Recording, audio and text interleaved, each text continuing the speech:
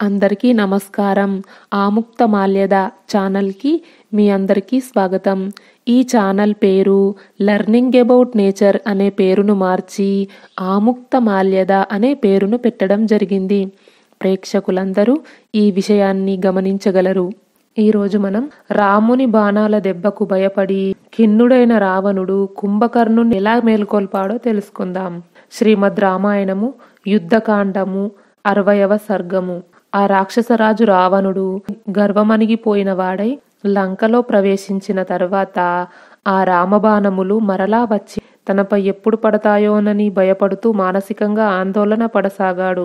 సింహముచే మదపుటేనుగు వలె గరుత్మంతునిచే విషసర్పము వలె మహానుభావుడైన శ్రీరామచంద్రుని చేతిలో రావణుడు పరాజితుడయ్యాడు. బ్రహ్మదండాస్త్రము వలె మహిమాన్వితములు మెరుపు తీగల వలె కాంతులీనుచుండేవి అయిన రామబాణములను తలుచుకుంటూ అతను గడగడలాడిపోతున్నాడు. ఆ రావణుడు దివ్యమైన బంగారు సింహాసనంపై ఆసీనుడై రాక్షస గణముల వైపు చూస్తూ ఇట్లంటున్నాడు: దేవేంద్రుని అంతటి పరాక్రమశాలినైన నేను ఒక మానవ మాతృని చేతిలో ఓడిపోతిని. నేను చేసిన ఈ ఘోర తపస్సంతయు నేడు వమ్మైపోయింది. నీకు మనుష్యుల వలన ప్రాణభయం కలదు, దీనిని గుర్తుంచుకొనుము అని బ్రహ్మదేవుడు నాతో పలికిన ఘోర వచనములు అక్షరాక్షరము నిజమైనవి. నాడు దేవదానవ గంధర్వుల నుండి గాని యక్షరాక్షస నాగుల నుండి గాని మరణం లేకుండునట్లు బ్రహ్మ నుండి వరమును పొందాను. కాని మానవుల వలన మరణ భయం కలుగునట్లు కోరలేకపోయాను. లోగడ ఇంతకు ముందు ఇక్ష్వాకు వంశజులలో ప్రముఖుడైన అనరణ్యుడు రాక్షస కులాధమ దుర్మతి, మా వంశమున ఒక మహావీరుడు జన్మిస్తాడు. అతను నిన్ను, నీ అమాత్యులను, నీ అశ్వములను, సారథిని, నీ సైన్యములను రణరంగమున పరిమార్చును అని నన్ను శపించి ఉన్నాడు. దశరథుని కుమారుడైన ఈ శ్రీరాముడే అతడు అనరణ్యుడు తెలిపిన మానవ వీరుడని నాకిప్పుడు స్పష్టమవుతున్నది. పూర్వము నేను వేదవతిని అవమానించి ఆమె శాపమునకు గురి అయ్యాను. ఆ మహాత్మురాలే జనకుని కూతురై సీతగా జన్మించింది. పార్వతీదేవి శాపము, నందీశ్వరుని శాపము, దేవకన్య అయిన రంభ శాపము, వరుణుని కూతురైన పుంజికస్థలై పార్వతీదేవి, నందీశ్వరుడు, దేవకన్య అయిన రంభ, వరుణుని కూతురైన పుంజికస్థల నన్ను శపించారు. మహాత్ముల శాపములు వ్యర్థము కావు కదా. ఈ శాప విషయములను మనస్సునందుంచుకొని యుద్ధ ప్రయత్నములను కొనసాగింపవలెను. రాక్షసులందరూ గోపురములపైన వాటి పార్శ్వ ప్రదేశములందు సమరసన్నాహములతో ఉండాలి. నా తమ్ముడైన కుంభకర్ణుడు దేవదానవుల దర్పమును అణుచుటలో సమర్థుడు. అతడు సాటిలేని గంభీరవర్తనుడు, బ్రహ్మశాపమునకు గురి అయినవాడు. ప్రస్తుతం అతడు నిద్రలో ఉన్నాడు. వెంటనే అతనిని మేల్కొల్పండి. తర్వాత మహాబలశాలి అయిన రావణుడు రాముని చేతిలో తనకు జరిగిన అవమానమును, ప్రహస్తుని మృతిని గుర్తుకు తెచ్చుకొని అపార భీకరమైన తన రాక్షస బలములను ఇట్లా ఆదేశించాడు: యోధులారా, మీరు వెంటనే వివిధ ద్వారములయందు జాగరూకులై ఉండండి. ప్రాకారములపై చేరండి. గాఢ నిద్రలో మునిగి ఉన్న కుంభకర్ణుణ్ణి మేల్కొల్పండి. విధివంచితుడైన నా తమ్ముడు నిశ్చింతగా హాయిగా నిద్రిస్తున్నాడు. అతడు తన ఇష్ట ప్రకారము 6, 7, 8, 9 మాసాల చొప్పున నిద్రిస్తాడు. అతడు యుద్ధ విషయమును ఇంతకు ముందు నాతో చర్చించియే ఉన్నాడు. 9 రోజుల క్రిందటే నిద్రకు ఉపక్రమించినాడు. మహాబలశాలి అయిన ఆ కుంభకర్ణుణ్ణి వెంటనే నిద్ర నుండి లేపండి. ఆ మహాబాహువు యుద్ధమునందు రాక్షస యోధులందరిలో అగ్రేసరుడు. యుద్ధరంగమున అడుగు పెడితే మరుక్షణమే వానరులను, ఆ రాజకుమారులిద్దరినీ వధించి వేయగలడు. రాక్షసులందరిలో మేటి అయిన అతడు యుద్ధరంగమున ప్రముఖమైన ధ్వజము వంటివాడు. రాక్షస యోధులకు సంరక్షకుడు. ఆ మూఢుడు క్షుద్రమైన సుఖములకు లోనై ఎప్పుడూ నిద్రలో మునిగి ఉంటాడు. కుంభకర్ణుడు మేల్కొంటే దారుణమైన ఈ యుద్ధమునందు పరాజితుడనైన నా యొక్క శోకము అంతరిస్తుంది. ఇంద్రుని అంతటి బలశాలి అయిన ఆ కుంభకర్ణుడు ఘోరమైన ఇలాంటి ఆపద సమయమున అక్కరకు రాకపోతే ఇక వానితో నాకు ఏమి ప్రయోజనము? రాక్షసేంద్రుని ఆదేశమును వినినంతనే ఆ రాక్షసులు ఇప్పటికిప్పుడు అకాలమున ఆయనను మేల్కొల్పడం ఎట్లు అని తొట్రుపాడుచు కుంభకర్ణుని భవనమునకు బయలుదేరారు.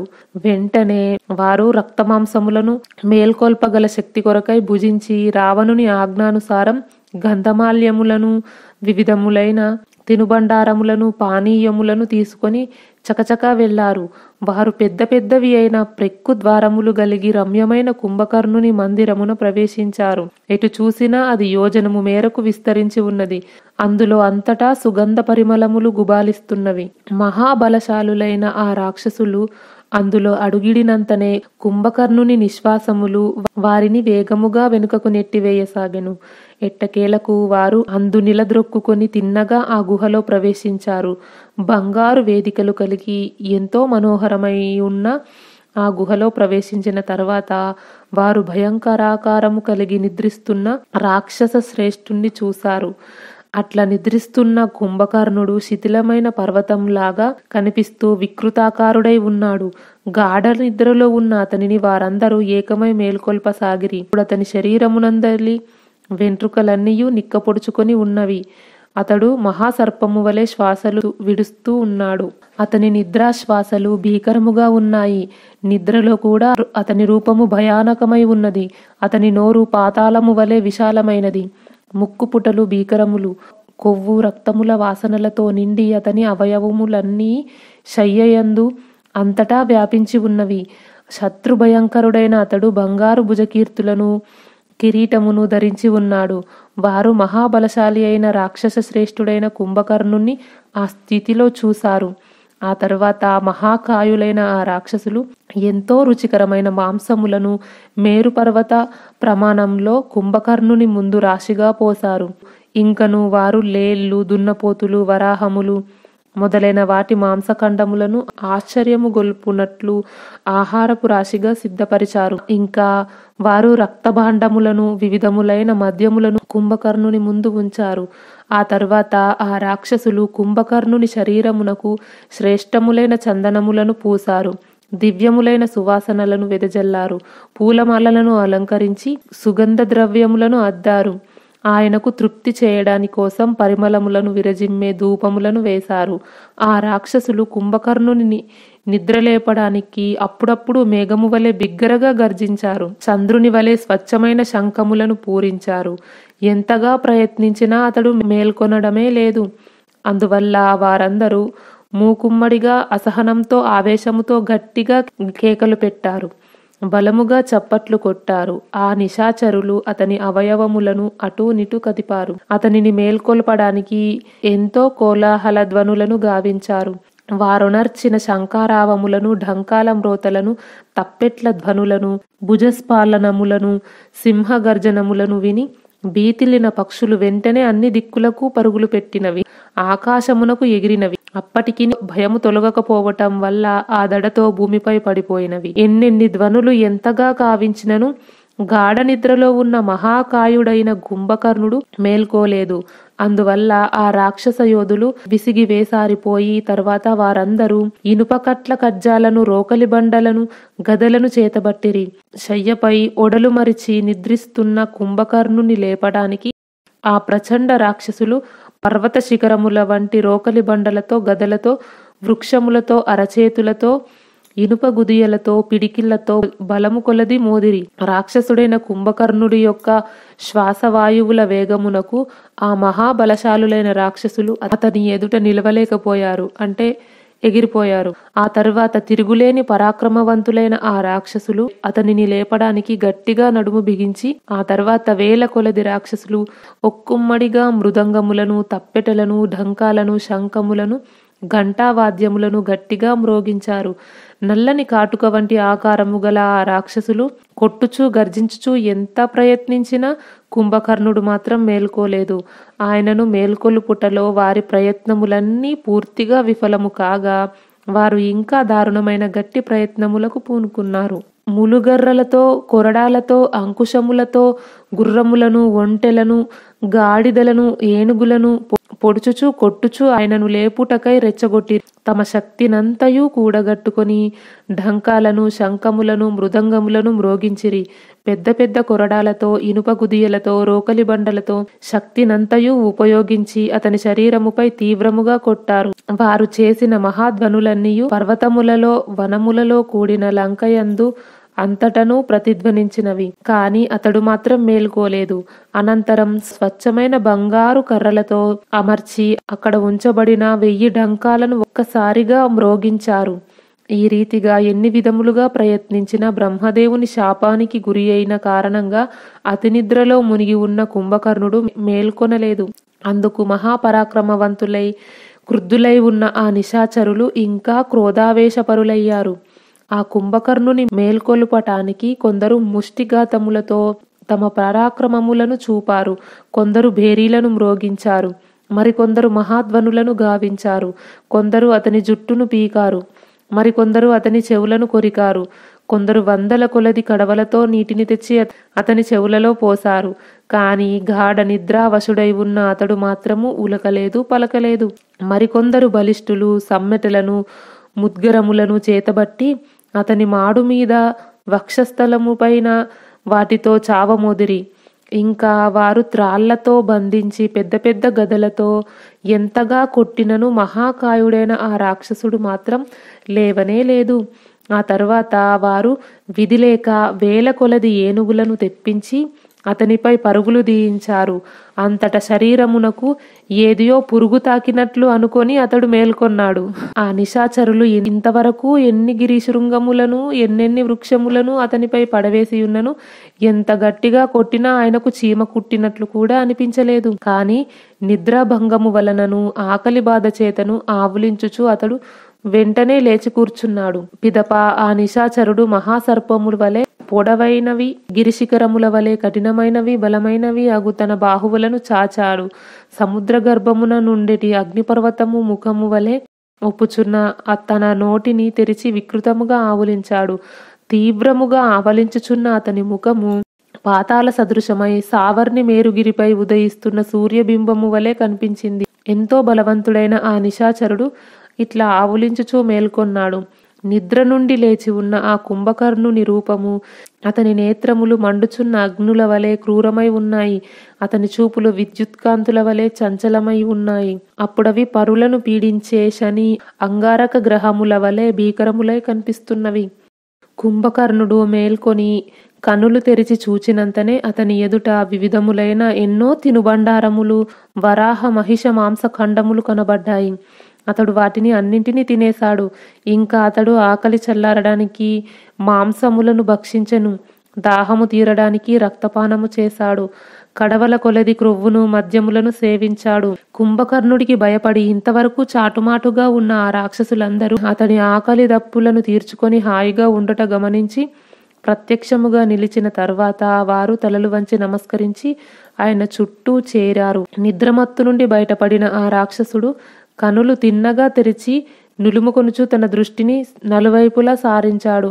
అప్పుడు రాక్షసులు ఆయనకు కనబడ్డారు. నిద్ర పూర్తి కాకముందే మేల్కొలిపినందుకు విస్మితుడైన అతడు భయపడవలదు అని అభయమిచ్చి వారితో ఇట్లన్నాడు. మిత్రులారా, మీరు నా చుట్టూ చేరి నన్ను మేల్కొలపడానికి కారణమేమిటి? మన రాజు క్షేమమే కదా? ఆయనకు ఎలాంటి భయము వాటిల్లలేదు కదా? లేదా శత్రువుల వలన ఆయనకు నిజముగా ఏదైనాను భయము వచ్చి పడినదా? ఇంత హఠాత్తుగా మీరు నన్నెందుకు మేల్కొల్పారు అని అన్నాడు. నేడే ఆ మహారాజుకు వచ్చిన భయమును పూర్తిగా తొలగించెదను. ఆ శత్రువు మహేంద్రుడైనా పడగొట్టెదను. అగ్ని అయినను అణిచివేసెదను. పూజ్యుడైన ఆ మహారాజు చిన్న చిన్న కారణములకు నన్ను మేల్కొల్పడు. అందువల్ల నన్ను లేపడానికి కారణము యథార్థముగా తెలపండి. మహాబల సంపన్నుడైన కుంభకర్ణుడు ఆతురతతో ఇట్లా అడిగిన తరువాత రావణుని సచివుడైన యుపాక్షుడు అంజలి ఘటించి ఆయనతో ఇట్లా అన్నాడు. రాజా, దేవతల వలన సైతము మనకు ఎన్నడూనూ ఏమాత్రము భయము లేనే లేదు. కానీ మనుష్యుని వలన ఏర్పడిన తీరని భయమే ఇప్పుడు మనలను బాధిస్తున్నది. మానవుని వలన కలిగిన ఇలాంటి భయము దేవతల వలన కాని దానవుల వలన కాని ఇంతవరకు మనకు ఏర్పడి ఉండనే లేదు. పర్వతముల వలె మహోన్నతములైన వారందరూ వానర యోధులు ఈ మన లంకను చుట్టి ఉన్నారు. సీతాపహరణ కారణంగా మిగుల సంతుప్తుడై ఉన్న శ్రీరాముని వలన ఇంతటి భయము వచ్చి పడింది. లోగడ ఒకే ఒక్క వానరుని అంటే హనుమంతుని చేత ఈ మహానగరం అంతా దగ్ధమైపోయింది. అక్షకుమారుడు అతని అనుచరుడైన కుంజరుడు అతని చేతిలోనే హతులయ్యారు.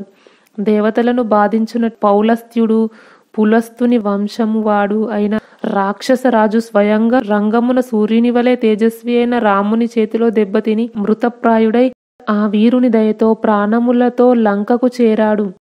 ఇంతవరకు మన రాజు దేవదానవ దైత్యులలో ఎవరి వల్ల ఇట్లా పరాభవము పాలు కాలేదు. కాని నేడు రాముడి చేతిలో పరాభూతుడైన ఆయన దయతో ప్రాణములను దక్కించుకొని బయటపడ్డాడు.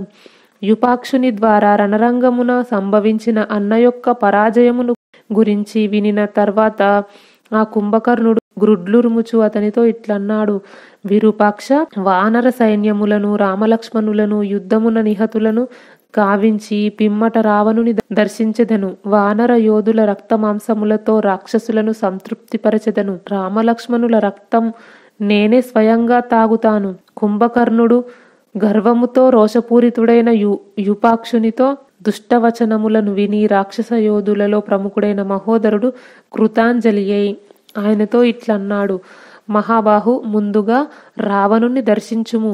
ఆ ప్రభువు చెప్పిన మాటలను వినిన తర్వాత మంచి చెడ్డలను ఆలోచించుకుని తదుపరి నీవు యుద్ధరంగమునకు వెళ్లి శత్రువులను జయించడం యుక్తం. అంతటా మహాబలశాలి మిగుల పరాక్రమవంతుడు అయిన కుంభకర్ణుడు మహోదరుని సూచనకు తృప్తిపడి తర్వాత రాక్షసులను వెంటబెట్టుకుని రాక్షసరాజు రావణుని దగ్గరికి బయలుదేరాడు. భయంకరమైన కన్నులు, భయంకరమైన రూపం వాడు, గట్టి పరాక్రమశాలి అయిన కుంభకర్ణుని మేల్కొల్పిన తర్వాత రాక్షసులు త్వరగా రావణుని మందిరానికి బయలుదేరారు. ఆ నిశాచరులు రాజభవనమునకు చేరిన తర్వాత సింహాసనముపై కూర్చున్న మహారాజును దర్శించి వారందరూ చేతులు జోడించి దశగ్రీవునకు ఇట్లన్నారు: మహారాజా, మీ సోదరుడైన కుంభకర్ణుడు మేల్కొన్నాడు. ఆయనను సరాసరి యుద్ధరంగమునకే వెళ్ళమందువా, లేక ఇక్కడికి వచ్చి మేము దర్శింపమందువా? కుంభకర్ణుడు మేల్కొనిన వార్తను విని రావణుడు సంతోషంతో పొంగిపోయాడు. అతడు తన సమీపమున ఉన్న రాక్షసులతో, నేను నా కుంభకర్ణుణ్ణి చూడడానికి తహతహలాడుతున్నాను, కావున రాజమర్యాదలతో సగౌరవంగా ఆయననిచ్చటికి తీసుకురండి అని పలికాడు.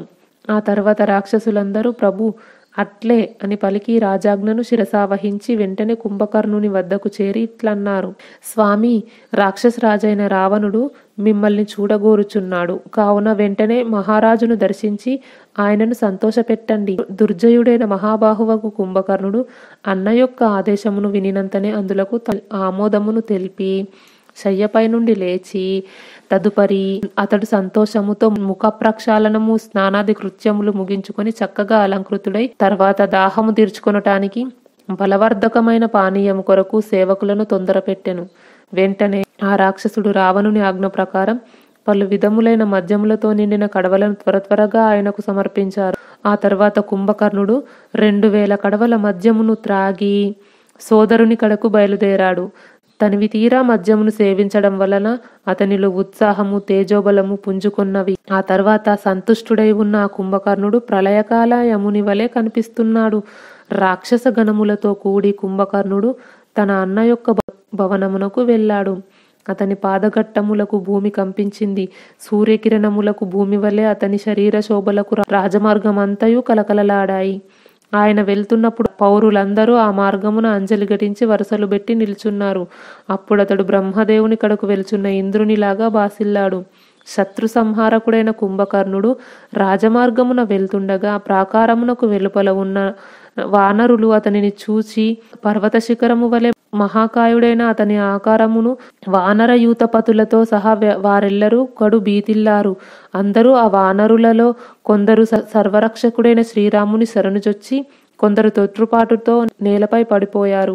మరికొందరు కలవరపడుతూ నలుదిశలు పారిపోయారు. మరికొందరు భయార్తులై భూమిపై పడిపోయారు. కుంభకర్ణుడు కిరీటమును ధరించి శిఖరము వలె కనిపిస్తూ తన శరీర కాంతులచ్చే సూర్యుని స్పృశించున్నట్లు బాసిల్లుతున్నాడు.